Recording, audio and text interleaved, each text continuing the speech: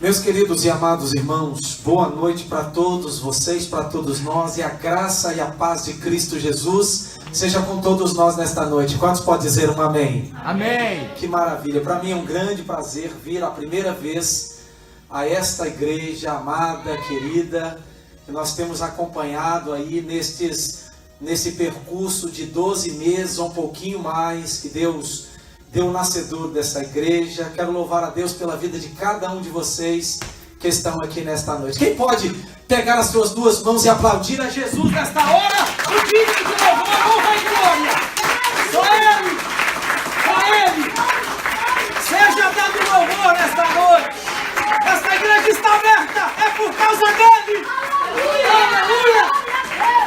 Que maravilha! Eu estou imensamente alegre. Não é a primeira vez que eu venho a NURC. Já estive aqui por 2 vezes pregando em algumas igrejas aqui ao redor da igreja de vocês. Mas nesta igreja é a primeira, e espero que seja a primeira de muitas vezes que Deus venha me conceder, antes do arrebatamento, a vida aqui neste lugar. Segunda coisa que eu quero deixar aqui registrado Pode me dar aqui, pastor, que eu vou gravar a mensagem. Obrigado, querido. Quero deixar registrado aqui meu agradecimento aos pastores desta igreja, pastor Leonardo e pastora Ana Paula Marques. Eu quero agradecer a Deus pela vida deles. Para quem não sabe, o pastor Leonardo é minha ovelha pela fé, amém? Já foi ovelha da igreja que eu pastoreava na época uma igreja em Everett, Massachusetts, e outra em Framingham. Agora os irmãos imaginam um pastor fazendo 3 cultos em cada igreja. E só eu pregava, né? E o pastor Leonardo acompanhava, né? Meu escudeiro indo também em Everett para nos ver pregar. E nós tivemos ali por um período maravilhoso. Já conheço o pastor Leonardo há mais de 10 anos. E eu quero louvar a Deus pela vida dos vossos pastores. Amém? Estive nesta tarde também ali fazendo uma visita à pequena Esther, que é a filha do pastor Leonardo, a pastora Ana Paula. E antes de começar, eu senti no meu coração a trazer uma mensagem aos amados irmãos. Eu quero levantar um clamor de agradecimento a Deus pela vida da Esther, porque eu creio que o Senhor está visitando aquela criança que não pode ficar no hospital. Sabe por que ela não pode ficar no hospital? Não é porque os médicos vão expulsá-la de lá, mas porque Jesus está operando um milagre na vida daquela criança. Você pode ficar de pé antes de nós ministrarmos a palavra, e você pode levantar as suas 2 mãos, fechar os teus olhos, e vamos levantar um clamor e também agradecer a Deus pela vida da Esther, que está ali, que não vai ficar mais do que esse final de semana, porque o nosso Jesus que cura, não só passou para curar o cego Bartimeu, não só passou para mover as águas e o homem no poço de Betesda ser curado, não só deu ordem para Lázaro sair de dentro daquele sepulcro, mas ele está aqui, foi lá nesta tarde, está ouvindo esta igreja para poder fazer um milagre na vida da Esther. Senhor, nosso Deus, nosso Pai, estamos aqui nesta noite também porque a igreja está em festa. Festa porque a terra está adorando o Deus do céu que está no céu. Nós estamos aqui neste primeiro culto dos homens e nós temos o papel como homens e mulheres de Deus, abrir a nossa boca na autoridade do nome de Jesus e mandar não só os demônios saírem, não só os problemas serem resolvidos, mas também as enfermidades saírem de qualquer que seja um ente querido nosso que está cometido enfermidade. Pai, eu já te agradeço, porque não só a minha oração, mas a oração dos membros desta igreja, dos irmãos que já ouviram, ó meu Deus, que já dobraram e falaram com o Senhor, e a pastora também que esteve lá de joelho orando, e eu que estava com o pastor Leonardo nesta tarde orando. Pai, por todas estas orações, eu só quero dizer uma coisa: não quero te pedir mais nada, mas quero te agradecer pelo milagre, aleluia, pelo milagre na vida da Esther. Senhor, que aquela criança, por confirmação do nosso agradecimento neste culto dos homens, possa sair o mais rápido possível, porque o Senhor realizou o milagre nesta tarde, aleluia. Quem crê em milagre, diga amém, diga glória a Deus. Te entregamos esta oração em nome do Senhor Jesus. Se as palmas for para Jesus, pelo milagre, você pode aplaudir ao nome do Senhor. Aleluia. Queridos, eu saí de Boston nesta manhã, fica um pouquinho de pé que vocês já vão sentar, tá bom? Um minutinho só. Eu saí de Boston, era 9 horas da manhã, cheguei aqui às 1 da tarde. Fiquei agarrado praticamente quase 2 horas ali na 95. Meu Deus, parece que o povo estava vindo todo mundo para Nova York. Mas eu confesso que realmente é complicado. Sábado, né? Todo mundo, a maioria dos americanos, muitas pessoas, nós somos imigrantes, muitos de nós trabalhamos ao sábado, outros não. Mas parece que o povo desceu tudo para Nova York. Eu fiquei quase 2 horas agarrado no trânsito, mas Deus me trouxe aqui, sabe por quê? Que o mesmo Deus que está operando em Massachusetts vai operar nesta noite aqui neste lugar. Você crê nisso? Amém? Você crê?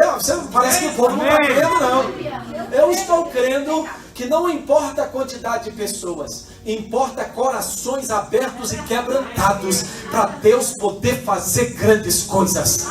Se nesta noite tivesse 2, o Senhor operaria, porque diz que onde estiver 2 ou 3, o Senhor estaria, concordaria acerca do propósito que estava e está sendo feito no lugar. Então, neste primeiro, olha que privilégio, pastor Leonardo, igreja do Senhor, privilégio de pregar no primeiro culto dos homens. E eu já quero lançar uma profecia aqui. Quem quer receber, levanta a sua mão direita para o céu. Este será o primeiro de muitos cultos dos homens. E eu profetizo que este culto vai crescer em número de homens aqui. Quem crê nisso, levanta a mão e dá um glória a Deus. E uma glória em milagres para a glória e para a honra do nome do Senhor. Para terminar daquilo que eu quero falar, extra o sermão, quero dizer aos irmãos que eu trouxe algumas mensagens em CDs. Mensagens estas que poderão abençoar a vida de vocês, ok? De muitas mensagens que eu já preguei no decorrer do ministério que Deus tem me levantado, não é? Durante esse percurso aí de mais de 20 anos já pregando a palavra do Senhor, Deus me deu muitos temas. E alguns deles está registrado nesses CDs. Então, se você adquirir um CD que depois o pastor Leonardo me deu o consentimento, vou colocar lá atrás naquela mesa. Você quiser abençoar o ministério que Deus tem me chamado, 3 CDs custa $20. Então, você vai pagar 3 CDs de qualidade e vai para o seu trabalho e volta ouvindo e sendo abençoado e abençoando a minha vida, tá bom? Depois você dá uma passadinha na mesa ali e você poderá estar abençoando a minha vida e também abençoando a sua vida. Sem mais delongas, vamos para a Bíblia Sagrada. Quem veio para ouvir a palavra de Deus aí, amém? Pegue a sua Bíblia, por favor, a palavra de Deus, e abra comigo no livro, no Antigo Testamento, chamado Livro dos Juízes. Glórias ao nome do Senhor. Tá ótimo o fundo musical assim, muito obrigado, assim suave, maravilha, né? Glórias ao nome do Senhor, porque o Rei da Glória já entrou aqui, né? Quem sente a presença do Rei da Glória aí? Que maravilha. Então nós vamos abrir no livro de Juízes. O capítulo que eu queria meditar com vocês é o capítulo de número 6. Somente um versículo deste capítulo, que é o versículo 14. Juízes, capítulo 6, versículo 14. No final aqui, por favor, os homens que vieram a este culto, culto dos homens, que está sendo abrilhantado e formoseado pelas irmãs e pelos jovens e pelos obreiros. Os homens não vão embora antes de eu orar junto com vocês aqui no final, porque o intuito aqui é de nós ministrarmos uma palavra para toda a igreja, mas que vá direcionada aos homens desta igreja. Os homens podem dizer um amém, aquele amém bem forte, então vamos, amém? Aleluia. Juízes capítulo de número 6, versículo 14, está dizendo assim a palavra do Senhor: o Senhor olhou para ele e disse: vai nesta tua força e livra a Israel das mãos dos midianitas. Não te enviei eu? Vamos repetir: não te enviei eu? Então é uma pergunta que Deus faz para este homem chamado Gideão. Pai querido, Pai maravilhoso, nas tuas mãos mais uma vez eu entrego a minha vida. Acabamos de ler a tua palavra, Senhor. Agora eu estou totalmente, a igreja é totalmente para que o Senhor ministre aos nossos corações pelo Espírito Santo. Senhor, nesta hora também eu quero orar ao Senhor e pedir que, se tiver algum demônio tentando impedir a ministração desta palavra, eu creio que o anjo do Senhor já está aqui, e o poder do Espírito Santo para poder repreendê-los, e que eles possam ser mandados para bem longe deste lugar. Sabe por quê? Porque foi ministrado aqui por este último louvor que o Rei da Glória já entrou aqui neste lugar, e o Rei da Glória é Jesus, e a Ele seja a honra, a glória, o louvor pelos séculos dos séculos, e que todos nós, no Teu nome, Senhor, possamos dizer assim seja, que é a palavra, igreja, comigo. Amém. Pode tomar o teu assento, por favor, em nome do nosso Senhor e Salvador Jesus Cristo. Queridos, esta palavra Deus já estava ministrando ao meu coração já por alguns dias, e Ele me revelou algo fresco, algo único, que eu gostaria de pregar ao seu e ao meu coração nesta noite. Nós aqui, quando olhamos para este livro chamado o Livro dos Juízes, nós vamos presenciar antes o livro de Josué, uma grande transição na vida do povo de Israel. Vamos presenciar que Israel, durante o período destes juízes, que foram 13 os juízes, a começar de Otiniel até Samuel, vamos presenciar um período de 349 anos de paz, mas também no interim destes anos que os juízes estiveram julgando o povo de Israel e conduzindo eles, houve altos e houve baixos. O povo passou por momentos de apogeu, mas o povo também passou por momentos de declínio. Você vai parar e vai meditar comigo e entender muito bem que lá no começo, no capítulo de número 2 do livro de Juízes, é claro que eu não vou ler porque é um texto um pouquinho extenso, do versículo 7 ao 23, vão nos mostrar as causas pelas quais este povo chamado o povo de Israel passou por momentos de ápice e por momentos de declínio. Nós vamos entender que foi por causa uma coisa muito essencial que nós presenciamos na vida de todo aquele que serve ao Senhor: a palavra e a ação chamada fidelidade. É claro que a infidelidade nos leva a distanciar do Senhor. Então, a infidelidade do povo de Israel acendia a ira de Deus todas as vezes que este povo abandonava Deus. Mas não abandonava pelo fato de não ir adorar ao Senhor nos lugares de culto, não era só isso, mas pelo fato deste povo pegar dos seus vizinhos, que eram vários, que nós sabemos, todos esses hitas, moabitas, amalequitas, filisteus, heteus, amorreus, heveus e tantos outros eus. Eles iam até eles e pegavam o exemplo de culto, pegavam o exemplo de adoração. E aí eles, no lugar onde tinha um altar levantado ao Senhor, eles destruíam o altar levantado ao Senhor e erigiam outro altar. E estes outros altares eram nos lugares baixos, mas também nos lugares altos, chamados as montanhas. Nos lugares baixos e nos lugares altos, eles levantavam altares ao Deus chamado Baal. Baal, a palavra Baal quer dizer no original Senhor.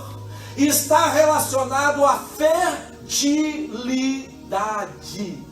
Existia uma deusa que derivava da palavra Baal chamada Astarote. Esta deusa, ela significava uma deusa relacionada também, sabe a quê? Relacionada à fertilidade, mais para o lado feminino. E diante deste Deus chamado Baal e Astarote, também nós podemos ver uma derivação desse Deus chamado Baal, que eram os Baalins, os postes ídolos. Todos estes deuses, eles eram derivados de Baal, que quer dizer Senhor, com a letra minúscula, mas que para aquele que o adorava, era o Senhor com a letra maiúscula, e eles acreditavam que todas as vezes que sacrificavam este Deus, ele iria manifestar a fertilidade aonde? Aonde que mais é mexido na nossa vida? Com o nosso sustento, com a nossa maneira de viver, com aquilo que nos traz a provisão. E Baal, para aqueles que adoravam, entre aspas, eles criam que quando invocava ele, que quando adorava ele, Baal iria manifestar no meio da agricultura, para trazer prosperidade, para trazer sustento. Aí Israel, vendo tudo isso, caindo no declínio espiritual, caindo na infidelidade a Deus, eles derrubam os israelitas, todos os altares que foram levantados a Jeová, ao Senhor de Israel, e levantavam novamente outros altares a deuses desconhecidos, estranhos, que vinham procedentes dos povos vizinhos. Diz a palavra do Senhor, se você olhar no último versículo do capítulo 5 de Juízes, que Israel, quando veio aqui a destruição dos inimigos de Israel, ele viveu um período de calmaria, de sossego, por 40 anos. Israel no inteirinho, de 349 anos, no meio disso tudo, aqui neste exato momento do tempo de Gideão, Israel estava 40 anos no sossego. Sabe por que Israel viveu no sossego, viveu na bênção? Porque Israel destruiu todos os altares e levantou altares ao Senhor Jeová. Aí então Deus manifestou, Deus estava manifestando de novo, e Deus então estava trazendo a paz e não a inquietação dos povos. Se você perceber no texto que eu acabei de dizer para os amados irmãos, do capítulo 2, versículos 7 a 23, você vai perceber muito bem que a infidelidade de Israel não deixava Deus alheio à circunstância, alheio ao acontecimento. Deus não olhava para tudo aquilo que estava acontecendo, que era derrubar os altares que adorava Ele, e não fazia nada. Diz que o próprio Deus, escuta bem, nós não temos que qualificar e denominar a Deus como um Deus vingativo, não. Mas para Deus, eu estava dizendo isso para o pastor Leonardo, para Deus nos chamar a atenção, irmãos, nós temos que ser exprimidos em circunstâncias da nossa vida.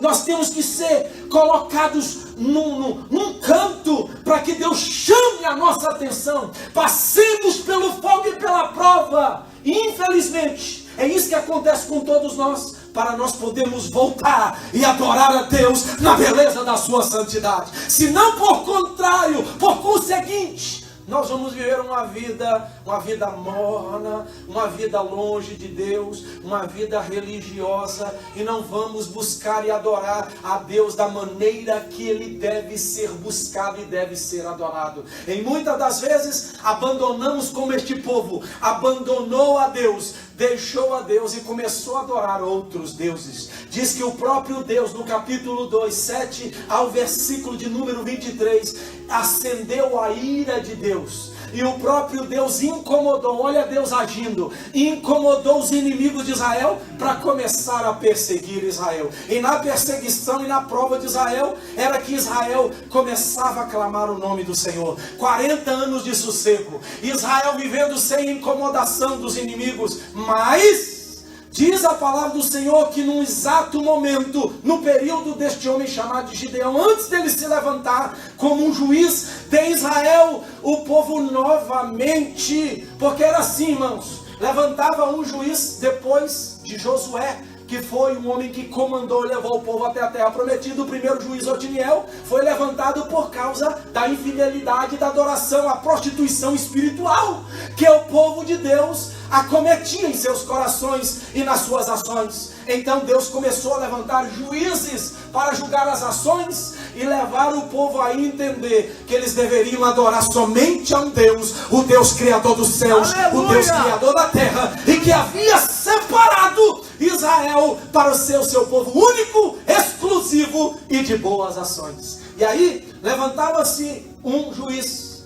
Quando ele morria, o povo desviava da presença de Deus. Levantava-se outro, porque havia a perseguição dos vizinhos de Israel. Agora Deus tinha que levantar outro juiz para poder livrar. E aí foi passando os anos, foram passando os juízes até chegar no último, chamado Samuel, que exerceu um ofício profético e exerceu um ofício também sacerdotal e também como um juiz. Mas agora, depois de 40 anos que o povo está arregalado, abençoado, sossegado, o povo desvia. E olha aí o que o primeiro versículo do capítulo de número 6 nos mostra do livro dos Juízes. Porém, houve aí o que? Uma quebra. Porém, os filhos de Israel fizeram o que era mal. Aonde? Aos olhos dos homens, aos olhos das tribos, aos olhos dos líderes, dos sacerdotes, aos olhos do juiz. O juiz já nem existia ainda. Aos olhos do Senhor. E aí o Senhor acendeu a ira de Deus, os entregou na mão dos midianitas. E esse povo começou a sofrer 1 ano, 2 anos, 3 anos, 4 anos, 5 anos, 6 anos, 7 anos de sofrimento.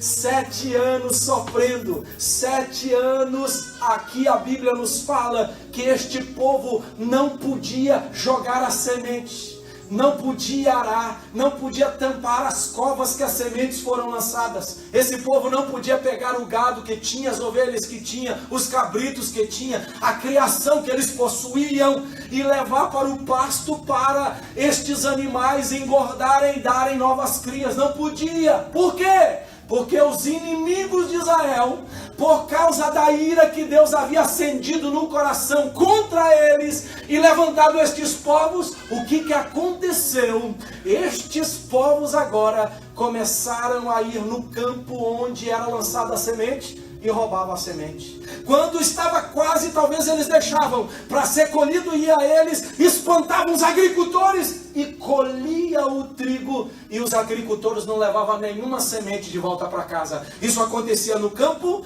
isso acontecia no meio do pasto, com os gados, e ainda mais, a opressão era tão grande que o povo de Israel precisou, porque a força do inimigo, dos inimigos de Israel, dos vizinhos de Israel, era tão grande que eles começaram a entrar nas vilas, nas tribos e a oprimir as famílias. Eles foram precisos sair da onde eles estavam acampados, como família, como tribo, como povo de Deus, e a ir para os montes, cavar se já existiam cisternas, ou melhor, desculpa, se já existiam covas, grutas, ali moravam. Mas se não existia, eles cavavam grutas para poder esconder deste povo que eram os seus inimigos. Já parou para pensar tanta calamidade que esse povo estava vivendo? Já parou para pensar tanta opressão que este povo estava vivendo? Olha o versículo 2, irmãos.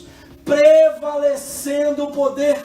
Quando o poder daqueles povos prevalecia, aumentava, o povo de Israel aumentava a fé, aumentava a vontade de buscar a Deus? Não, diminuía. Então era algo gradativo. Aumentava o poder dos opressores, diminuía a fé, a intimidade e o poder de Israel como povo de Deus. E aí quando Deus começou a ministrar, já na introdução do capítulo de número 6, no meu coração, eu só percebo algo que não só acometeu com o povo de Israel, aliás, só para você relembrar junto comigo, ou lembrar, ou conhecer este povo, que o capítulo 6, ou que todo o Antigo Testamento está falando dele, não é um povo qualquer. O povo de Israel, originário de Abraão, originário de Jacó, que foi trocado o nome para Israel, que surgiram 12 tribos, que eram 12 filhos, chamado povo de Israel, que cresceu imensamente, não é um povinho qualquer, não é um povinho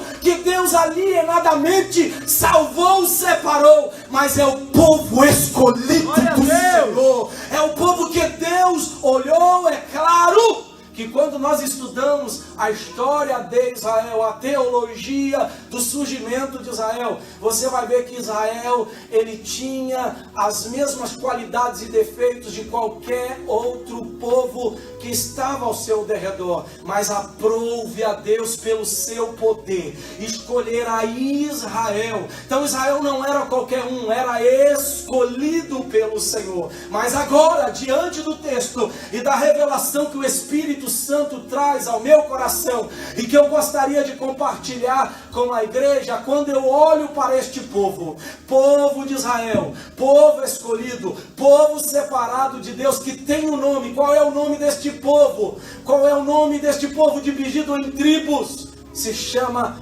Israel, príncipes do Senhor. Agora eu percebo que este povo tem um nome, mas este nome não significa nada. Este nome é um nome que não tem identidade de nome. Você pode ter um nome, meu irmão, uma conta com $1 milhão. Você pode ter o teu nome no cheque do seu business. O seu business pode ter running, rodando aí 10 vezes, 20 vezes, caminhões aí de transporte, carretas de transporte. Você pode pegar os melhores contratos de Nova York e aqui de New Jersey, mas querido, se você na sua particularidade não tiver uma identidade de alguém que tem o business, estou levando para o lado do business, agora você emprega na questão da sua vida espiritual. Se você for uma pessoa que pode ter uma big company, uma companhia grande, mas se você não for uma pessoa que tem uma identidade, um caráter lapidado, burilado, um caráter íntegro para poder pagar os teus funcionários, ter o seu nome limpo, não dever ninguém, não adianta você ter uma companhia grande, mas aí fora a sua identidade é como pessoa desonesta, é como pessoa que não paga bem, é como pessoa que tem o seu nome manchado. E Israel agora,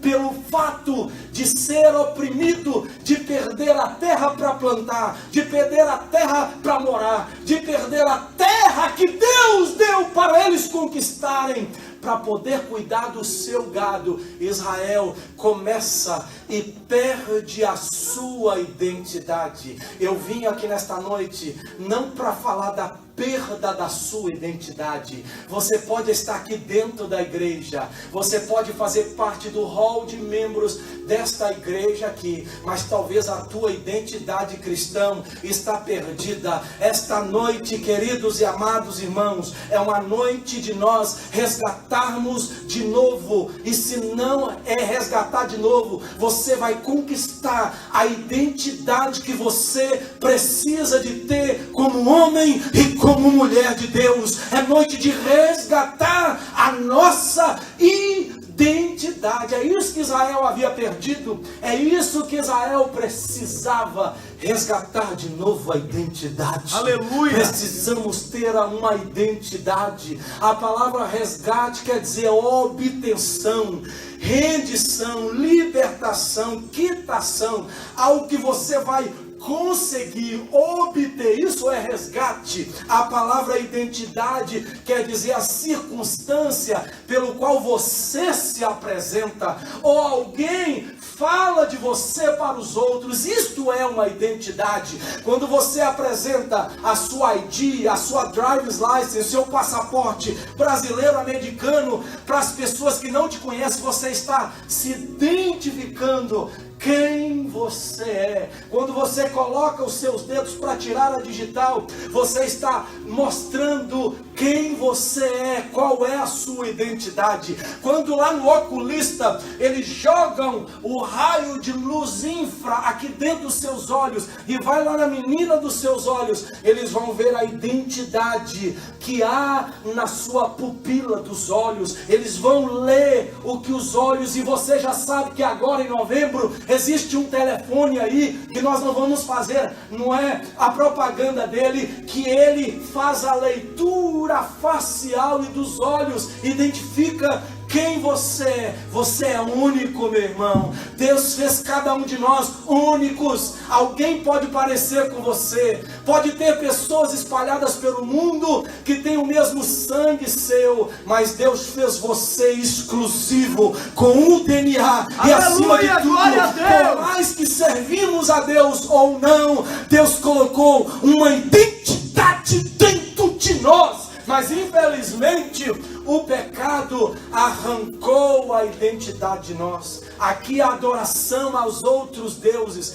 arrancou a identidade individual e coletiva do povo de Israel. E aí quando o povo passa 7 anos na mão dos midianitas, sofrendo, sendo perseguido, e ainda mais aqui na frente eu vou acabar de falar para vocês daqui a pouco, que não só os midianitas, mas outros povos vizinhos também, que eles se coligaram, que habitavam no deserto, começaram a perseguir também o povo chamado povo de Israel. Esse povo começa a perder a sua identidade, a identidade começa a esvair. O que eles obteram da parte de Deus, um nome, um caráter, uma representação como povo, eles perdem agora. E esse povo começa a fugir da afronta dos seus inimigos e a perder a sua terra. Mas eu vim aqui para dizer a vocês, neste culto dos homens, mulheres que estão aqui, jovens, obreiros que estão aqui, é hora de nós pedirmos a Deus para restaurar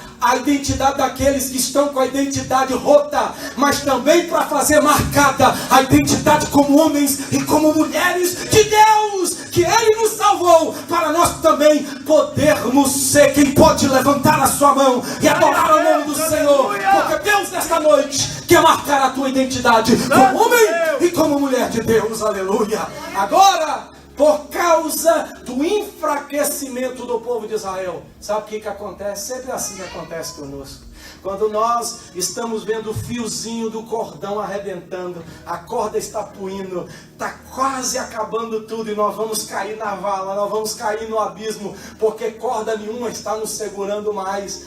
O que nos resta é o quê? É clamar ao Senhor. Eles começaram a clamar a Deus. Eles começaram a rogar ao Senhor. E diz que esse povo começou a gritar na presença do Senhor. Versículo 7. Clamando eles ao Senhor por causa dos midianitas. O Senhor então levantou um profeta no meio deles. E o profeta começou a falar com eles e a lembrá-los de quê? Que foi Deus que os tirou do Egito. Foi Deus que com mão forte tirou eles da casa da servidão. Foi Deus que livrou eles dos egípcios, das opressões, e levou eles para uma terra que eles estavam agora habitando. E aí o profeta ainda falou: a oração que vocês estão fazendo chegou até os meus ouvidos, assim diz o Senhor. Deus havia escutado eles. Não pensa vocês, irmãos, que no calabouço, que no poço do pecado, que nas nossas falhas humanas, Deus, Ele não vai escutar. Ele vai escutar, Ele vai socorrer.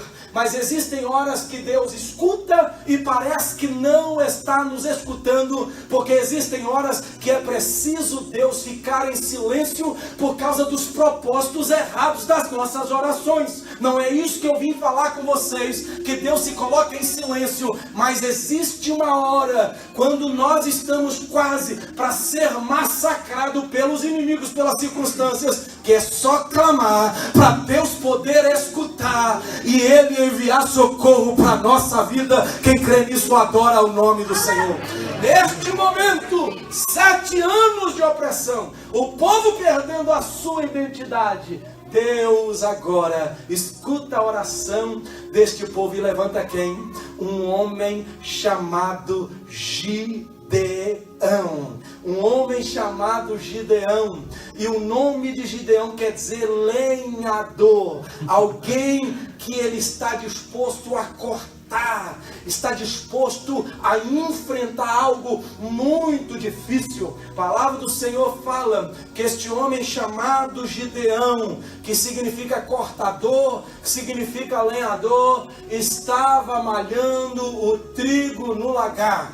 Ele era de uma família que o pai chamava Joás, a família de Abiezer, que vinha da linhagem, sabe de qual tribo? Da tribo de Manassés, uma das menores tribos de Israel. Vem o anjo de Deus, porque Deus ouviu o clamor deste povo, e o anjo agora de Deus visita a este homem chamado Gideão. Sabe para quê? Não visita só para falar que vai abençoá-lo pessoalmente, que vai restaurar ele, a identidade dele como povo de Deus, não, mas que vai levantá-lo para ele poder ser um homem destemido, um homem valoroso, um homem valente, um homem libertador, um homem que vai fazer a diferença. E é isso que eu vim aqui neste culto para falar com os homens desta igreja. É hora de Deus levantar você, homem, para fazer a diferença no meio de uma sociedade corrompida, manchada pelo pecado. Quem crê nisso, que Deus vai levantar os homens dessa igreja. Levanta a sua mão e dá um glória bem forte para o Senhor Jesus. É claro que em uma determinada ocasião, este homem chamado Gideão dão o nome a ele de Jerubaal, que quer dizer aquele que contende com Baal, aquele que briga, aquele que é contra a Baal, que nós sabemos muito bem que é o Senhor, que não é Jeová, o Deus de Israel, mas é o Senhor daqueles que crê que Baal vai trazer a prosperidade e vai trazer a fertilidade. Ele é colocado o nome, sabe por quê? Porque ele não aceita o que está sendo feito para tirar a identidade do povo de Israel como povo de Deus. Aí então eles estão falando: olha, nós não vamos chamar ele de lenhador, de cortador, de homem forte, não, nós vamos chamar ele de Jerubaal, porque ele está contra o nosso Deus. Ele se levanta contra Gideão. Mas Gideão, eu percebo que aqui no capítulo de número 6, ele é a peça fundamental. Ele é a peça de ligação entre o povo, a presença de Deus, e Deus ao povo. Ele é uma peça fundamental. Quando eu olho para Gideão, eu percebo também que Gideão havia perdido a identidade. Sabe por que Gideão havia perdido a identidade? Havia perdido os valores absolutos. Primeiro, porque Gideão, ele demonstrou perder este valor absoluto, porque ele começou a viver uma outra realidade daquilo que ele não vivia. Sabe qual era a realidade do povo de Israel? Quando você tem uma identidade, irmão, você vive livre, você vive de cabeça levantada, você vive como uma pessoa que passa por lutas, passa por perdas, mas dentro de você, você tem uma vitória dentro de você. Dentro de você, sabe qual é a maior vitória? Não é a vitória do bolso cheio de dinheiro, não é a vitória da companhia, não é a vitória da compra da casa, mas é a vitória de ser lavado e remido pelo sangue de Jesus e ter o nome escrito no livro da vida. É a maior vitória do cristão. Glória a Deus! Você levanta a sua cabeça e anda pelas ruas aonde, de Newark, de Nova York, aonde você for, o Brasil, qualquer lugar do mundo, com liberdade. Gideão agora, pelo fato de perder os valores absolutos da sua identidade, ele perde, escuta aí bem, a liberdade como povo de Deus. Ele abre mão dessa liberdade, e agora, por abrir mão dessa liberdade, ele perde a liberdade de ser povo de Deus, perde a liberdade de ter a sua terra que eles haviam conquistado. Olha que coisa terrível, irmão. Vamos dar um exemplo aqui. Vamos supor que você tem uma casa, tem um terreno, e agora os inimigos vêm e começam a comer pelas beiradas, né? Diz que o mineiro, tem mineiro aqui? Tem mineiro aqui? Tem mineiro? Tem irmão lá? Eu sou mineiro também, viu? Vou levantar minha mão. Tem mineiro aqui, glória a Deus, né? Tem outras pessoas de outros lugares. Diz que o mineiro, ele é daqueles que é igual ratinho, irmãos, ó. Ele vai comendo pelas beiradinhas, né? O mineiro, ele tem o costume de comer o queijinho pela beirada, né? Então cada povo no Brasil tem uma maneira de agir. E os inimigos de Israel é assim. Ele vai, eu me lembro uma vez só, já fechando parênteses, e meu pai tinha uma terra lá na Bahia, e meu pai colocou aquela cerca, a terra ia até lá no alto do monte, que era de frente para a casa 7, e lá no alto ela então cortava a divisa com o dono daquele monte que vai para o outro lado. Mas a pessoa, escuta bem, que era o vizinho do meu pai, da terra lá quando começava a subir aquele monte, ele pegou a cerca, irmão, e ó, jogou para dentro da terra do meu pai e roubou um pedaço lá de mais de 5 alqueires, dentro da terra do meu pai. Jogou lá e foi uma briga na época. E você sabe como é com o negócio do baiano, né? E já gosta de andar armado e papapá, não é? Aquelas questões da mais antigamente, isso aí há 25 anos atrás, quase 30 anos atrás, que eu era pequenininho. E aí, o que acontecia? Aquilo deu quase morte, mas ainda bem que depois resolveram lá, acionaram um advogado, papá me dividir de novo e tal. Aqui era o povo de Israel. O povo foi chegando, os vizinhos de Israel, os inimigos de Israel, e começou, ó, devagarzinho expulsando o povo de Deus, por causa dos defeitos de Gideão. Agora estou falando particularmente com Gideão e vai ser com você. Por causa dos defeitos de Gideão, por causa que ele se sentiu tão recuado, ele perdeu os seus valores, a sua identidade. Primeiro, ele demonstrou a perda da primeira coisa que nós precisamos de ter como povo de Deus, da nossa liberdade. Nós não somos presos pelo pecado, nós não somos presos pela usura, nós não somos presos pelo egoísmo, nós não somos presos pela vaidade, nós não somos presos pelas coisas que o mundo nos oferece, mas nós somos livres, porque um dia Jesus entrou na nossa vida e nos libertou. Tem alguém livre aqui nesta noite? Tem alguém livre aqui para adorar a Ele? Tem alguém livre aqui que não vive em vícios, que não vive em prostituição, que não vive na mão do inimigo, que não vive como um escravo? Tem alguém livre aqui? Levanta sua mão e dá glória ao nome do Senhor. Glória a Deus. Vou te provar na Bíblia que esse homem perdeu a sua liberdade. Olha o versículo de número 11. O anjo do Senhor veio, assentou-se debaixo do carvalho que estava em Ofra, que pertencia a Joás a Biesrita, onde Gideão, seu filho, estava fazendo o quê? Malhando trigo aonde? No moinho? Não. Lagar. Gideão estava malhando trigo no lagar. Você sabe o que é lagar? Lagar pode ser redondo, como uma piscina redonda, como lagar pode ser como uma piscina quadrada. Ali são colocados a colheita das uvas, e aí vem os escravos, os donos da fazenda, e eles pisam com seus pés lavados, bem lavados e descalços, para poder extrair o sumo, para poder extrair, não é, o líquido das uvas, dos parreirais da uva, para poder fazer o vinho. Gideão, porque havia perdido o sentimento da identidade. Esta terra é minha, este lugar é específico para eu poder pisar nas uvas, ali está o moinho para eu moer o meu trigo, mas porque eu estou recuado, senti que perdi a minha liberdade, a minha identidade, eu vou fazer aqui escondido, porque se o inimigo chegar, ele vai apanhar o trigo, e eu não tenho nada para dar para a minha família. Está vendo, irmãos, como existem pessoas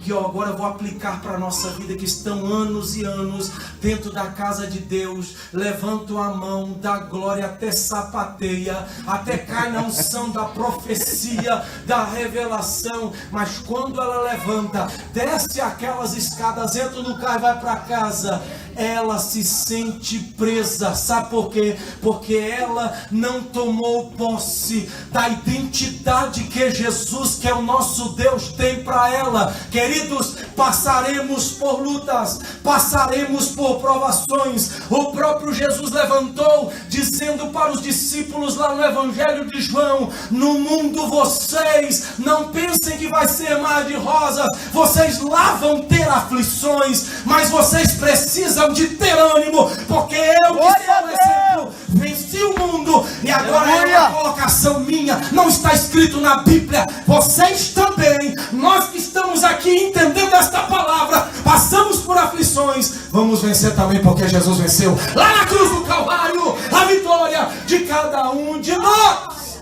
Mas existem pessoas que entram e aparentemente parece que estão libertas, aparentemente parece que estão sendo abençoadas, parece que têm a identidade firme como o povo de Deus, saem daqui e continuam aprisionados nos seus traumas, continuam aprisionados nas suas mentes, continuam aprisionados nos seus pecados ocultos, continuam aprisionados no seu orgulho, continuam aprisionados nas suas arrogâncias, nos seus desejos egoístas, na sua maneira e na sua vontade de vingar as pessoas, e acima de tudo, acha que o maior prazer não é estar na casa de Deus, não é adorar o Senhor, Espírito é verdade, acha que o maior prazer é o prazer momentâneo e passageiro que o pecado, ele vai dando para esta pessoa dia após dia. Eu vim aqui, homens de Deus, mulheres de Deus, nesta noite, para dizer a vocês, Jesus quer novamente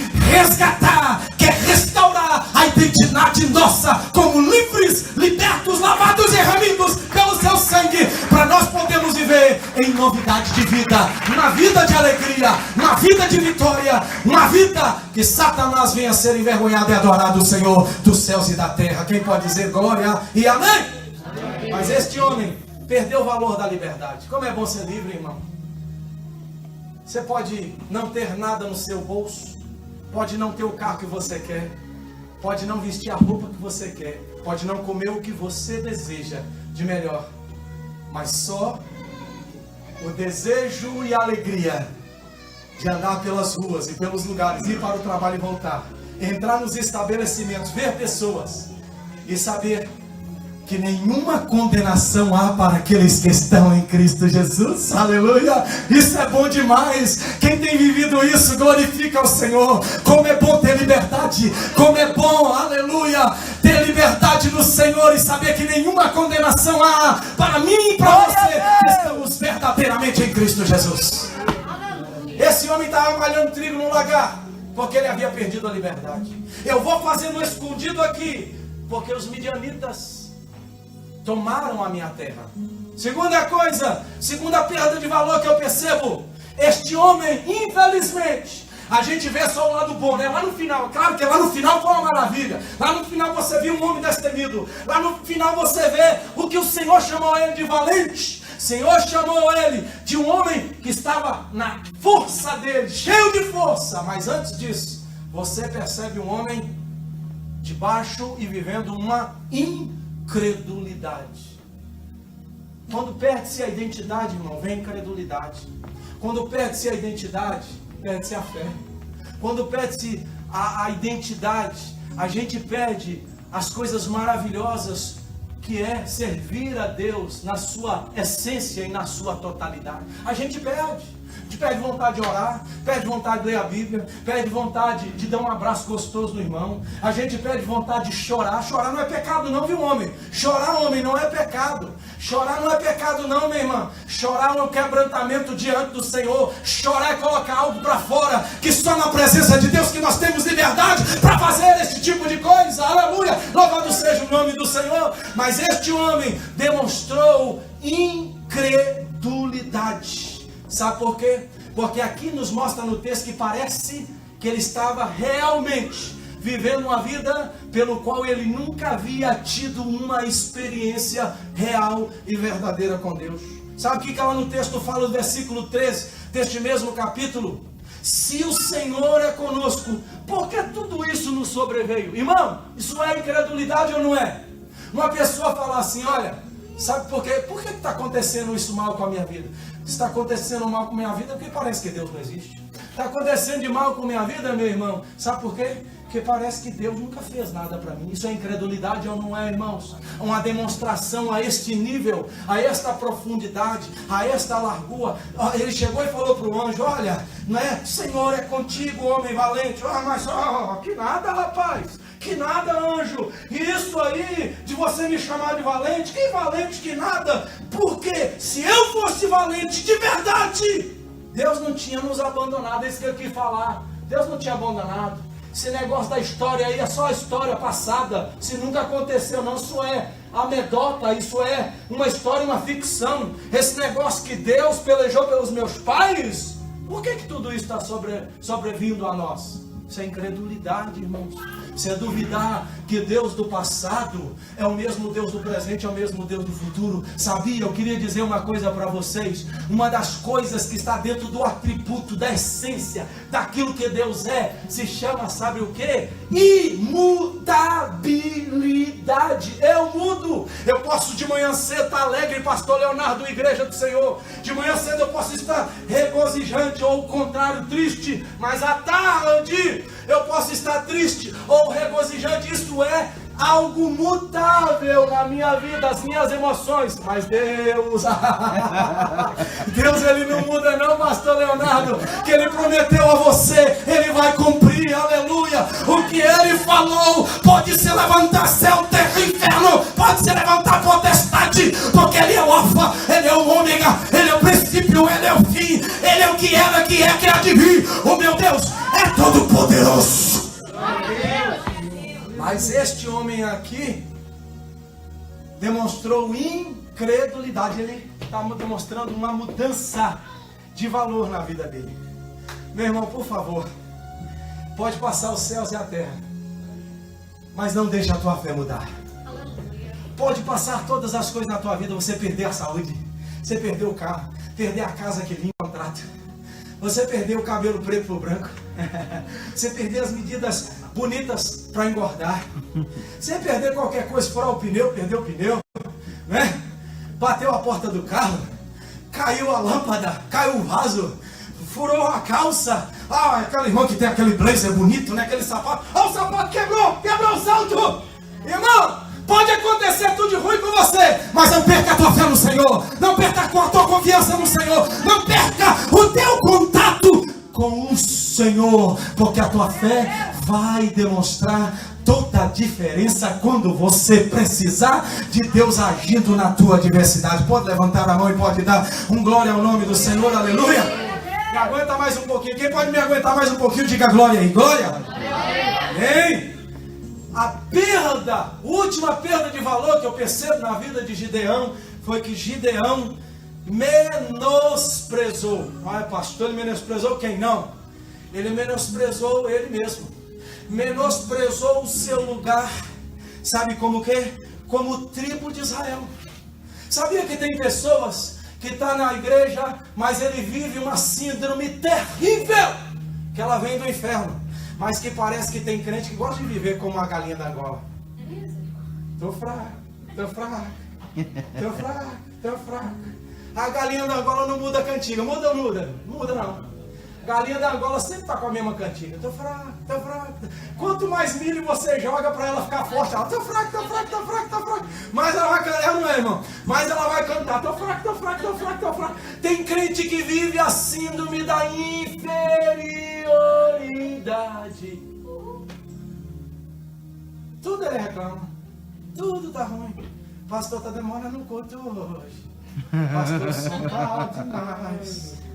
Pastor tá cantando demais. Hoje o grupo de louvor, meu Deus, cantou demais. Hoje a irmã gritou demais no microfone. Hoje o pastor Sandro de Boston, parece que ele nunca pregou na vida dele e parece que vai pregar 2 horas. Só sabe reclamar. Oh, meu Deus. Tá igual aquele bichinho, vocês lembram? Eu sei que tem muita gente da minha época aqui. Não esconde a sua idade não, hein?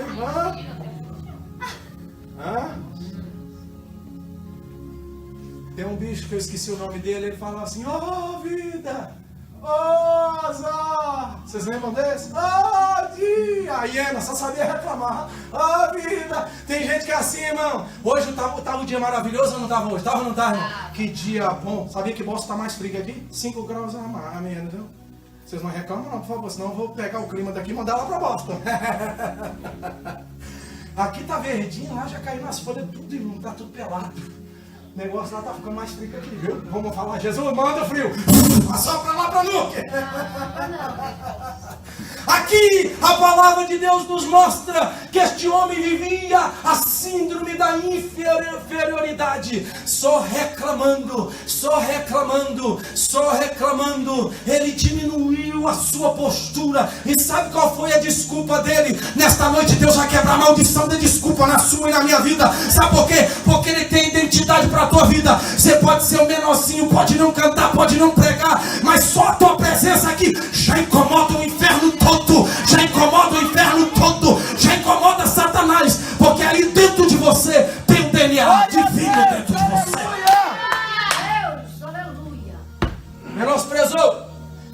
disse assim: a minha família é a menor família de Manassés.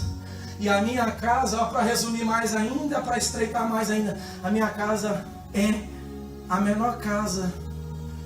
Não é? A casa de meu pai é a menor casa.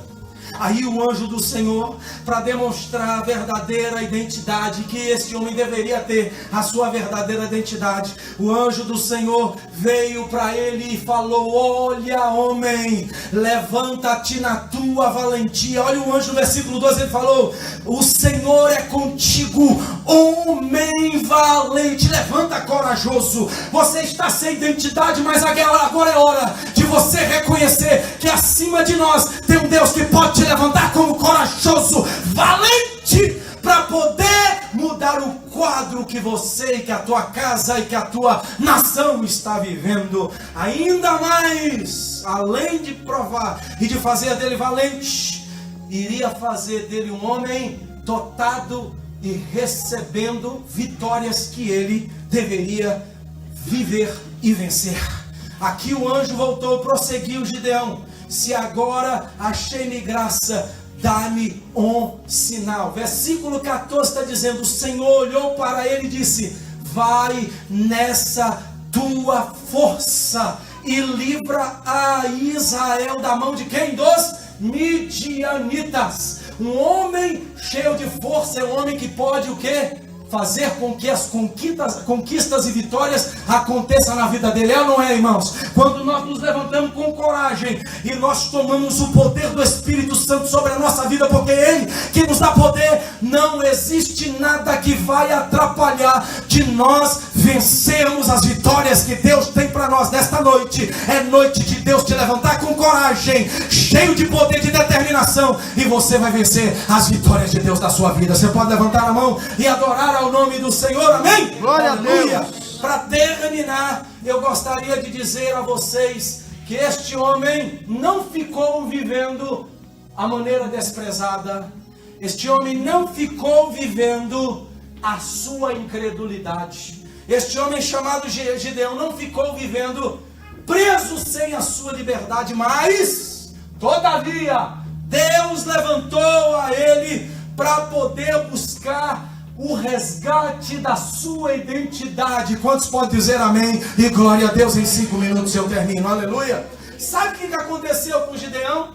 O anjo de Deus veio e fez com que ele buscasse a restauração dos valores perdidos, aplicando ao exercício espiritual da sua vida. O anjo falou assim: vai, Gideão, prepara algo para comer e vem aqui e traga como oferta. Aí Gideão entendeu de outra maneira. Ele correu em casa, pegou o trigo que tinha, preparou pães asmos, pegou o cabrito que tinha, cortou em pedaços, cozeu, separou o caldo, e lá vem Gideão correndo com tudo na mão. Lá vem Gideão correndo, e ele falou: agora eu vou apresentar para o anjo, eu vou prostrar diante do anjo. É o anjo que tem a vitória. Eu nunca vi um anjo, eu estou maravilhado. Agora é a vitória, eu tenho que adorar o anjo, é que agora celebrar com o anjo. O anjo falou com ele: stop, parei. Não é assim não, Gideão. Você está com os teus valores, tua identidade totalmente errada. Você vai pegar tudo isso aí, Gideão. Você vai subir lá aonde está aquele altar, que pertence ao teu pai. Você vai derrubar o altar de Baal e vai levantar um altar de novo. E sobre este altar você vai colocar os pães e você vai colocar o cabrito. Faz a ligação comigo lá do começo do capítulo 6, irmãos. O que estava acontecendo com os midianitas em relação ao povo de Israel? Os midianitas não deixavam ele escolher. Os midianitas não deixavam eles ter as crias.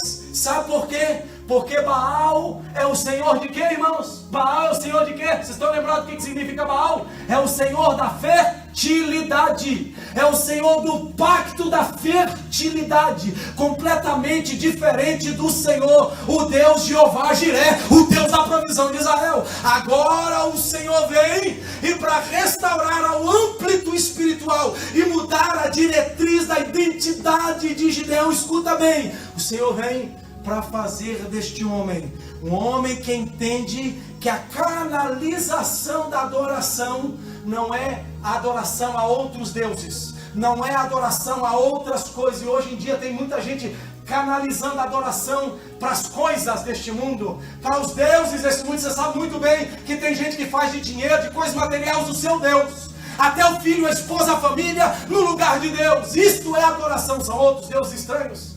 Agora o anjo fala, não. Gideão, você tem que canalizar a adoração, você tem que restaurar a identidade de adoração verdadeira ao único Deus verdadeiro. Você tem que canalizar a verdadeira adoração. E lá no Novo Testamento nós sabemos muito bem, quando Jesus encontra com aquela mulher, olha a canalização. A mulher estava achando que é Gerizim, a mulher vivia em pecado, a mulher achava que a adoração era daquele jeito, mas aí Deus vem por Jesus e fala, olha mulher, vai vir dia que não vai ser nem no Monte Sião, que não vai ser nem Gerizim. Não é esse tipo de adoração. Essa adoração é religiosa. Essa adoração não é adoração de identidade. A adoração não é só vir para a igreja. A verdadeira adoração é em espírito, é em verdade, irmãos. Você pode ser um adorador lá no trabalho.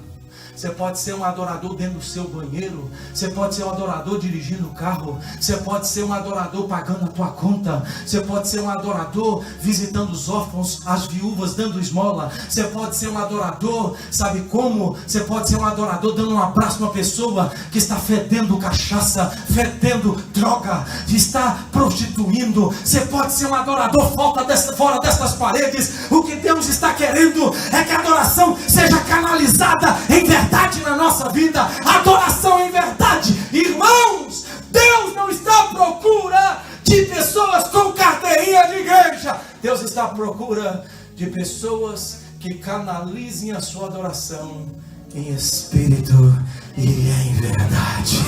E diz que o Pai está faminto e sedento, pastor Leonardo, atrás destas pessoas. Amém. Que adoram desta forma. Olha, o povo estava acostumado, sabe o que? Foi uma revolução, por isso que mudou o nome dele para Jerubaal. O povo estava acostumado o quê? Já haviam perdido a adoração a Jeová, não sabia nem mais como é que adorava Jeová. Agora tudo era para Baal, agora era tudo para o Deus que poderia trazer fertilidade. Esqueceram que quem fertiliza a terra não é Baal, Baal é Deus falso, Baal são os demônios. Que quem traz a prosperidade nas crias, nas tribos, na família, é o Deus que criou as famílias, é o Deus que você serve, homem e mulher.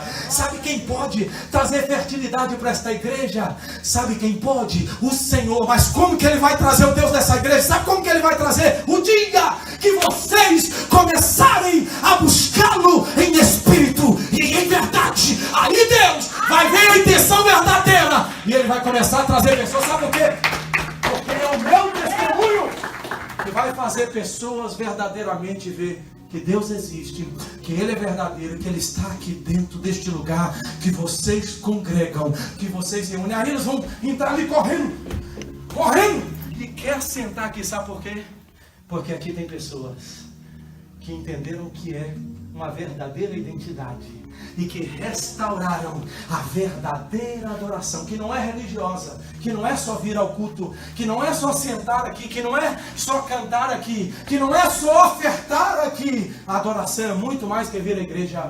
A adoração é muito mais do que marcar o ponto dentro da igreja. A adoração é muito mais que cantar, muito mais que pregar. A adoração está no meu estilo de vida com Deus, na transformação de Deus na minha vida, na maneira que eu tenho Ele, que eu adoro a Ele, que Ele é na minha vida. Isso é adoração. O anjo disse: se esta oferta da comida dos pães asmos, do pedaço de carne do cabrito, for de verdade oferecida ao Deus verdadeiro, a sua identidade, Gideão, vai ser restaurada. E não só vai ficar na tua vida, mas vai impactar a todas as famílias que estão ao redor da tua, a todas as famílias que estão em Manassés, e vai chegar até as 11 outras tribos de Israel, a todo Israel. Israel vai adorar ao Deus verdadeiro, vai quebrar os altares, vai quebrar as imagens, vai quebrar a religiosidade, e Deus vai voltar para Israel e vai ser o centro. Deus precisa ser o centro da sua vida. Aleluia!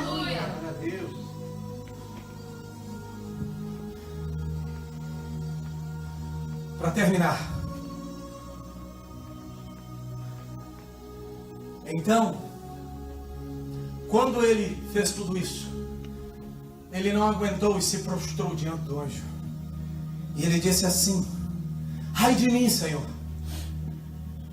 eu vi o anjo do Senhor face a face. Irmãos, tem gente que já acomodou com um nível de vida espiritual, que se Jesus aqui nesta noite curar alguém que está enfermo aqui, sabia que ele tem coragem de não acreditar? Acho que é uma farsa. Porque ele não vive o sobrenatural de Deus.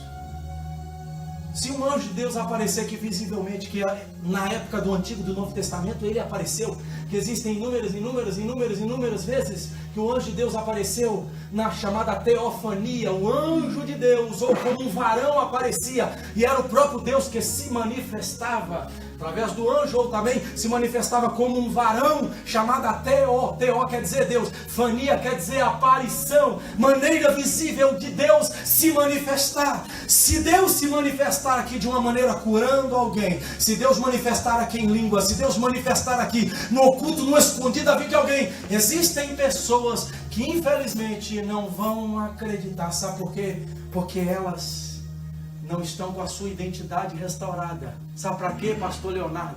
Para viver coisas sobrenaturais da parte de Deus. Ela nunca teve um sonho com as coisas da glória. Sabia que o que foi cantado aqui por último, que a irmã cantou, que o louvor cantou junto com o pastor Leonardo, falando para que entre o Rei da Glória. Tem gente que acha que aquele é só uma teoria do Salmo de número 24. Uma teoria para que entre o Rei da Glória, e houve uma aclamação: quem é esse? O Deus Todo-Poderoso que entra pelas portas. Ele é o Senhor Todo-Poderoso, Ele é o Rei da Glória. Tem gente que acha que aquilo ali é só uma aclamação de um salmo, que nunca vai acontecer. Mas meu irmão, está escrito ali, e com certeza isso já aconteceu quando Jesus entrou na glória com seu corpo glorificado. O Salmo 24 é o salmo da aclamação, da sobrenaturalidade da entrada de Cristo Jesus na glória. Quando Jesus veio, ele entrou pelos portões celestiais, e os anjos perguntaram: quem é esse formoso, maravilhoso? Outros anjos diziam: ele é que está vindo de branco, ele é o Rei deste lugar, é o Rei da glória. Mas tem pessoas que acham que o céu, que a eternidade, que a nova Jerusalém, que os 24 anciões que representam todos os salvos, que é o trono de Deus, o Cordeiro maravilhoso, coroado de glória,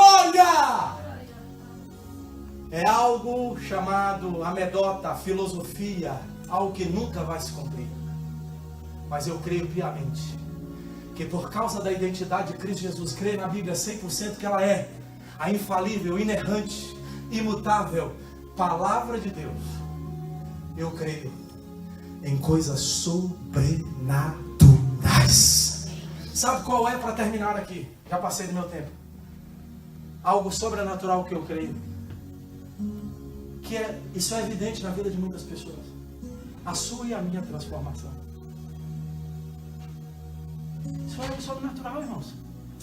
Pastor Leonardo, sobrenatural não é só ver o coxo andar, o cego ver, o mudo falar, o surdo ouvir, o endemoniado sendo liberto, o que morreu sendo ressuscitado. Mas a sua e a minha transformação é algo sobrenatural, que o céu se manifesta dentro de nós. Vou repetir, que o céu se manifesta dentro de nós. E quando o céu sobrenatural se manifesta dentro de nós, há uma mudança na nossa vida. Há ou não há, irmãos? Há uma mudança na nossa vida. Para terminar aqui, eu tinha muito mais coisas para falar, eu tinha mais uma hora para falar. Irmãos, quando o anjo chegou, porque este homem perdeu a sua identidade, não via mais anjo, não via mais nada. Olha aí, religioso. Que coisa terrível, religioso, ele é incrédulo, ele cai na incredulidade. Quando o anjo chegou, ai de mim, eu vou morrer aqui porque o meu olho viu o Senhor. O anjo então tranquilizou ele: os teus valores vão ser restaurados. Ele disse assim: porém o Senhor lhe disse: paz seja contigo. Tranquiliza teu coração, Gideão. Você não é a primeira e última vez que você vai ver anjo, não. Tranquiliza o seu coração. Paz seja contigo. Não temas. Não é para ter temor, não, Gideão. É para ter reverência do Senhor. Não é para ter medo porque o anjo está aparecendo, porque o sobrenatural está acontecendo. Não é para temer. Não morrerás. Isso não vai trazer morte, mas isso vai trazer experiência na tua vida. Restauração na tua vida. Igreja, quero dizer uma coisa para vocês. É hora de vocês se levantarem aqui em Nurque. Pare de olhar para as grandes, pequenas e médias igrejas. Não olhe para o que está acontecendo lá. Olhe para vocês. Olha como vocês estão. Olha individual e coletivo vocês. É hora, varões, mulheres, é hora de vocês se levantarem e tomarem posse da identidade de vocês. Porque quando aconteceu tudo isso, o anjo tirou, mostrou para ele, é hora de restaurar culto, Gideão, é hora de restaurar a sua adoração, é hora, Gideão, de você começar a ver coisas sobrenaturais acontecendo. Irmão, é sobrenatural ou não é? Para terminar aqui, deixa eu falar mais. Pegar um vaso, quebrar, pegar uma trombeta, tocar, levantar uma espada na mão, tocha na outra, é loucura, não é? Mas é algo sobrenatural que Deus queria manifestar, algo que o homem não entende, porque na hora que eles fizessem isso, o sobrenatural ia acontecer, a identidade do povo ia surgir. Com 300, o povo começou, dos povos que estavam ali para tentar matar Gideão e toda a sua tribo e todo Israel, começaram a matar uns aos outros. Não precisou de ninguém tirar a espada para matar ninguém, mas eles mesmos, na troca da guarda, quando tocou a trombeta, quebrou o vaso, e eles gritaram, levantaram a tocha e a espada, e gritaram: por Deus e por Gideão, Deus restaura Israel. E Deus faz com que 135 mil homens comecem a matar uns aos outros. É sobrenatural, não é, irmãos? É sobrenatural. E aí, a vitória veio, e o Senhor foi glorificado, e a nação de Israel viveu debaixo do juiz chamado Gideão por aqueles 40 anos de paz, para a glória do nome do Senhor. Quem pode aplaudir ao nome de Jesus nessa noite? Aplauda, aplauda, porque Deus restaurou a identidade de Gideão individual, da família de Gideão, de Manassés, de todas as tribos de Israel, e eles ainda foram vitoriosos para louvor e para a glória do nome do Senhor. Igreja, se levante em Nurque.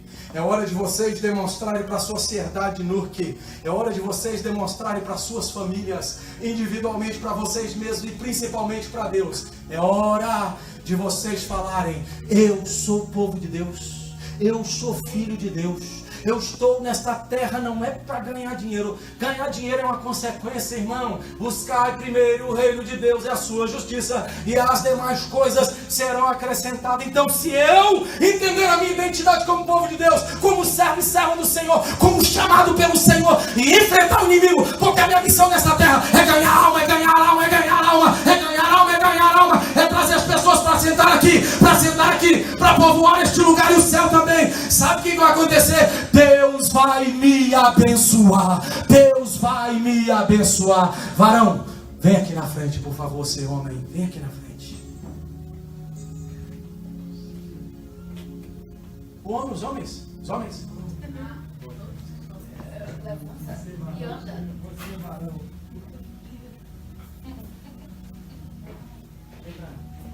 Se depois dessa mensagem, irmãos, nada acontecer na sua vida, a culpa não é minha.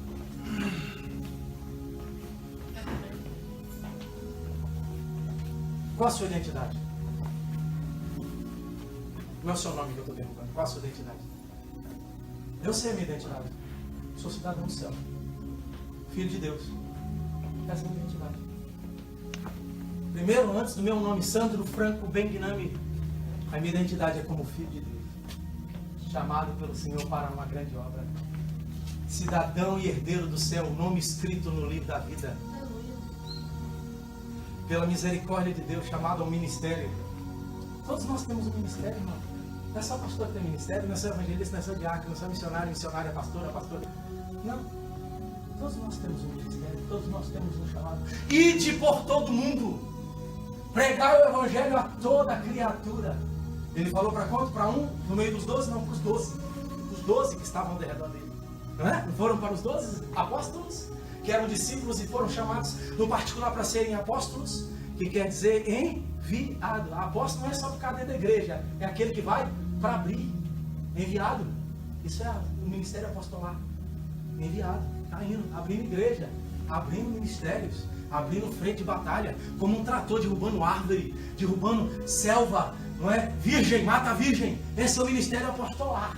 Sem título. Sem ninguém ver. Sem recompensa. Mas a recompensa é a recompensa do céu. Irmãos, homens desta igreja. Vocês têm uma obra, uma missão a desempenhar. Se Deus um dia tirou o pastor Leonardo, a pastora Ana Paula lá da comodidade da cidade, não é? Que eles moravam antes perto de Worcester, para virem para este lugar, é porque Deus queria estabelecer uma igreja neste lugar. Uma igreja que vai em busca dos perdidos. Uma igreja que vai em busca dos sedentos. Uma igreja que vai em busca dos famintos. Uma igreja que tem um foco, salvar almas, povoar o céu, despovoar o inferno. Mas Deus quer contar com vocês. É hora de vocês fazerem como Gideão. Olha aí a lição de Gideão. Uma mão por Gideão. A outra mão pelo Senhor. Uma mão para você, para Deus te abençoar. A outra mão para a obra. Tem que ser isso. Para isso que nós temos duas mãos. Não é isso que aconteceu? Por Gideão? Olha lá, está escrito lá. Quer que eu leia o versículo? Vocês não precisam, né? É muito conhecido. Eu vou fazer por Gideão. Mas eu também vou fazer por Deus. É isso que nós temos que entender. Mas tem gente que quer pegar duas mãos só para Gideão. Quer trabalhar só para ele. Só para Gideão. E para Deus? Só as pernas que ficam? Chega aqui, está cansado, né? Arrastando. Não. As mãos que a gente pega, que a gente conquista, né? Que a gente usa com autoridade para abençoar, para curar as pessoas no nome do Senhor. Essa mão é para Gideão. Essa aqui é para o Senhor. Amém, meu irmão? Amém, meus amados? Amém, irmãos? Vamos fechar os olhos, vem aqui pertinho de mim. Eu quero orar com vocês. Pastor Leonardo, vem cá, Vaz. Desliga esse negócio aí, Vaz. Já tá bom? Tá bom demais. Já